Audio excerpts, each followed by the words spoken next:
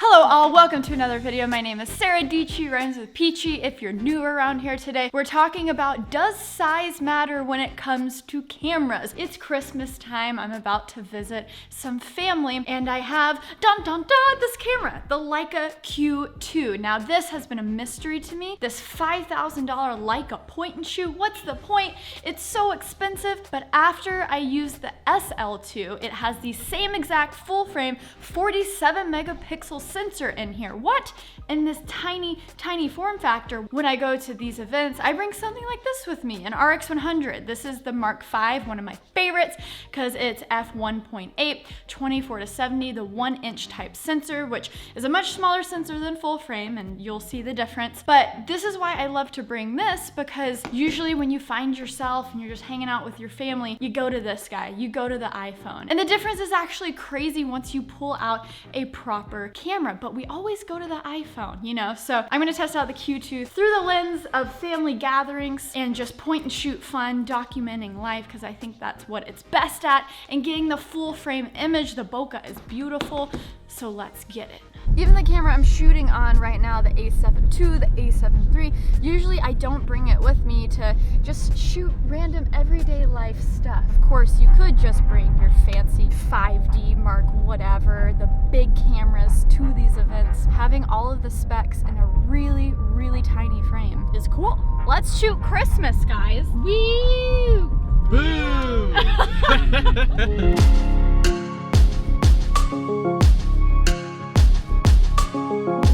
So it was a blast bringing the Q2 to all of my family functions in Texas. It just made things fun. It was a ton of natural light mixed in with poorly lit rooms, and having the f1.7 lens was fantastic. It did really well in low light. You got all this beautiful bokeh in the background because guess what? This is a full frame sensor. So I was getting pictures that would normally be taken on an iPhone with a really heavy duty camera, and everyone was so pleased. I love sending pictures to people. You know, that red fancy Leica dot that you pay so much money for didn't really mean much to anyone, so it's really the pictures that impressed everyone, which is good, right? The only person that did recognize it was my grandpa, who started it all, started my Leica fascination, so shout out to Grandpa Dietschy.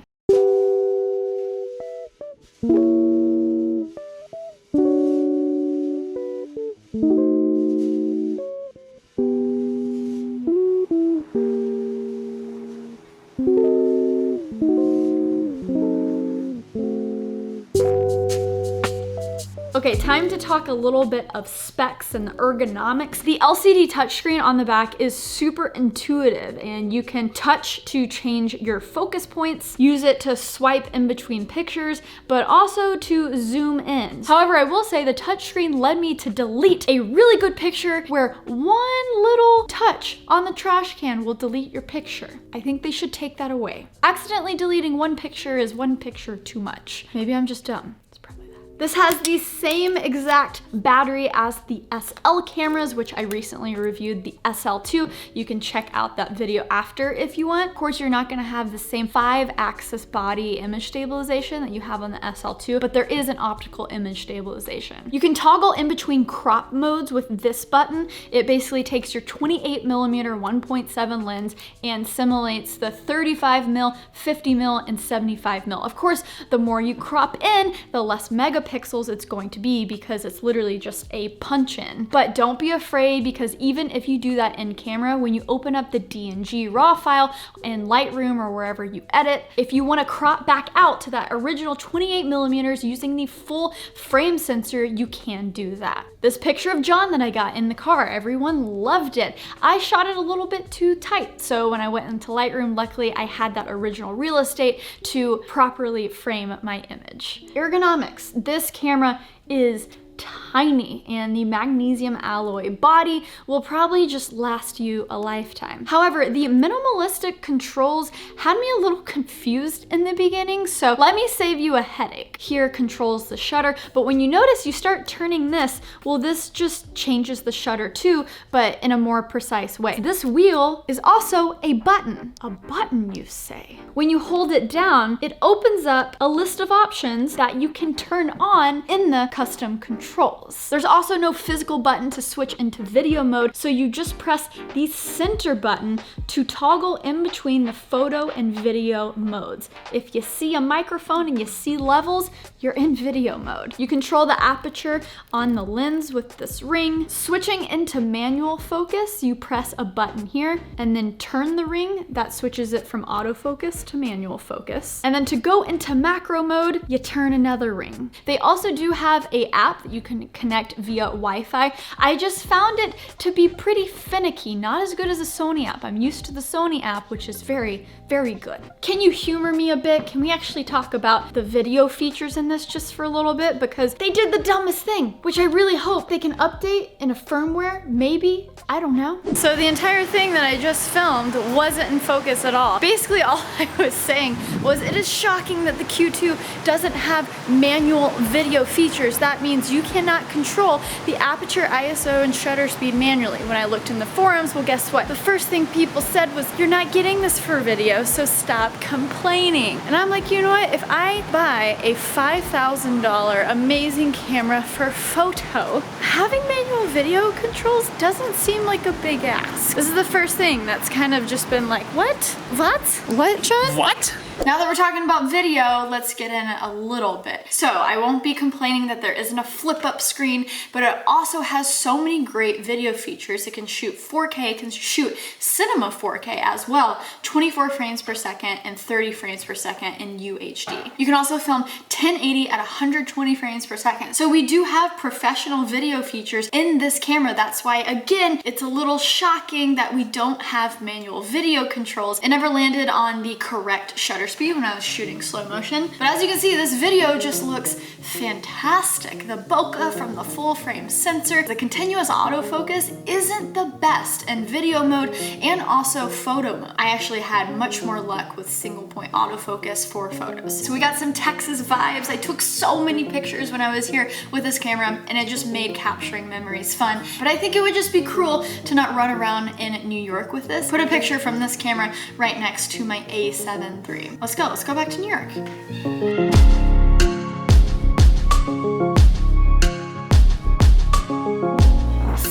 It's a Q2. We don't care about the video features. Well, I always care about the video features. And the fact that this is a 28mm lens allows me to do that with a single point autofocus, just do a little half press. The contrast detection is actually much better than my experience with it in like the GH5. All of the video you're watching is in natural mode. It's one of a few options you have. Standard is just a little bit too saturated for me. I love the footage straight out of Leica cameras. It's super punchy, super contrasty. Only other camera that emulates this type of look is Fujifilm in my experience. So I like it a lot. So I am back in New York and it's time to actually put this Leica Q2 to the test against some other cameras. Sony actually has a super similar camera as the Leica Q2. It is the RX1R2. I've never used this camera, but it's $3,300, 42 megapixel full frame sensor, and it's the small form factor, exactly like the Q2. I think the A7R, it's the easiest thing to grab because I tweeted out to the people and Eddie here came in clutch and was like, hey Sarah, you can borrow mine. So how many megapixels is the A7R? 61 megapixels. So we're working with full frame sensors, 47 versus 61 megapixel, and then the A7R is $3,500? Yes. So of course it's cheaper. So let's just do a size check real quick. I put the really tiny 35mm 2.8 on the A7R IV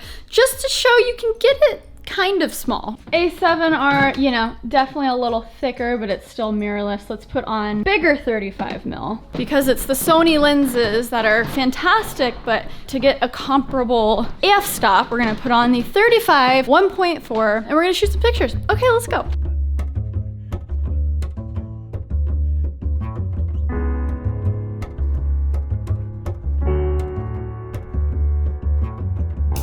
Of course, when you're dealing with so many megapixels, it's gonna be sharp, it's gonna be beautiful. They both look great, but they both just look different. So are you gonna maybe post one on Instagram or something? You wanna plug your IG? Yeah, I'll put one of my shots up on Mr. Eddie Nunez on Instagram. I'll put it right here. Thanks, Eddie, for helping me out. Anytime, Sarah. The Twitter fam coming in clutch. Yes. Coming in clutch. When looking at these Sony versus Leica pictures, besides the white balance just being completely different, something you can adjust and post, when you zoom in super super close to the eyes. You can tell the great amount of detail in these Sony pictures. But also this sharpness does show every wrinkle, every spot in my skin. I'm sorry, I don't have perfect skin. And for some reason I was gravitating towards the Leica pictures more straight out of camera. Just, I liked the skin tones. It seemed like my skin was smoother, but the picture was still really sharp. The Sony a7R4, it has 13 more megapixels than the 47 megapixel Q2 sensor. So, you know, might be just a result of that as well. You can always smooth the skin in post. The bokeh coming from both of these full frame sensors was just gorgeous. Again, on the A7R, I was using my 35mm 1.4. So again, factoring in the size, it's a pretty impressive output we're getting from this smaller Leica Q2. When we go outside, the detail in my hair is just phenomenal from both of these cameras. You can actually almost start to see the distortion. I wouldn't say distortion, but when you're shooting a close-up portrait with a wider lens, like a 28mm, you do start to see a little bit of a wider face. I'm sure everyone has seen that GIF or the video of the same portrait taken with the wide to long lens focal length. Have you seen that? Wrapping things up, this was just super fun to shoot with. When I was in Texas for about a week, I really did nothing. So I just ran around with this camera and my little Fendel XPS 2-in-1, and that is the only camera gear I had. And I just felt free, but I was still capturing the content. It was still fun to edit a few pictures, throw them up on Instagram. And yeah, did I mention that I did nothing in Texas? Like 5 days of nothing. Watching Netflix and hanging out with the fam. Now I'm ready to hustle. God, you can unsubscribe right now. You're not gonna get this camera for video, even though I'm recording right now and it looks pretty lovely. It's just a nice to have. You don't have ports. All you have is the battery slot and SD card slot, so you're not gonna be connecting external mics or any accessories. And again, how many times have I mentioned this? No manual exposure in video mode. Okay, the elephant in the room. This is a $5,000 camera. Now, if you look at the Summilux M mount lenses, they are so expensive. And then the fact that you have the same sensor as in the SL2 camera, well, it's actually pretty good value for a Leica, but I'm not gonna be over here pretending that you need this $5,000 camera or it's just like smashing great value. Because if we're gonna be real, guys, a lot of us should just bring along our A7 IIIs, our 80Ds, our EOS Rs to more family functions to get the super crisp pictures if we wanna up our game and step it up from the classic iPhone holiday pictures. I'm sure we all have a DSLR, a $1,000 camera laying around that is just gonna be better than an iPhone image. You don't need a Q2, but my person right now is saying, Sarah, wait, no, you do need the Leica Q2, buy it.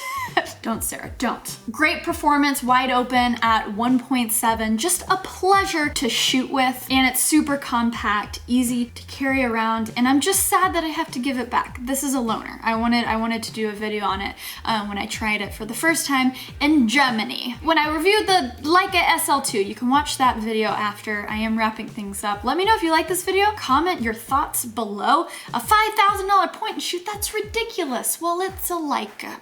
I think the pictures spoke for themselves. Again, super fun. Let me know if you like this video. Hit that subscribe button down below for new videos every single week. Subscribe to my podcast, That Creative Life. I interview a lot of creative people, CEOs, YouTubers, artists, all the people, and also stay peachy. Okay, bye.